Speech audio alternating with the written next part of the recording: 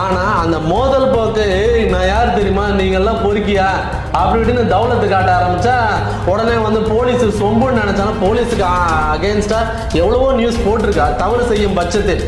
ஆனால் தவறு செய்யாத பட்சத்தில் வந்து எல்லாத்தையும் சகட்டு மேனிக்கு இஷ்டத்துக்கு பேசுறது எப்படி? முதல்ல பத்திரிகையில் கிரைம் ரிப்போர்ட்டிங் அதெல்லாம் விட்டுருங்க.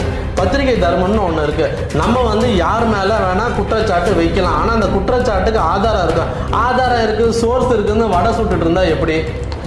இப்போ நாம் இன்றைக்கி எல்லாருமே போலீஸை டார்கெட் பண்ணுறாங்க. என்னென்னா போலீஸை வந்து பற்றி தரக்குறவாக விமர்சனம் பண்ணுறது, அவங்களுடைய பர்சனல் லைஃப்பில் போய் வந்து இவங்க வந்து இப்படி அப்படின்னா ரெண்டாவது என்னதான் நீங்கள் வந்து உங்களுக்கு ஊடகம் கருத்து சுதந்திரம் ஊடகம்னு விடுங்க, ஊடகத்தை தாண்டி இன்றைக்கி மித்தவங்களுக்கு ஆதரவாக பேசுகிறவங்கலாம் என்ன சொல்கிறாங்கன்னா கருத்து சுதந்திரத்தை காப்பாற்றணும் அப்படின்றாங்க.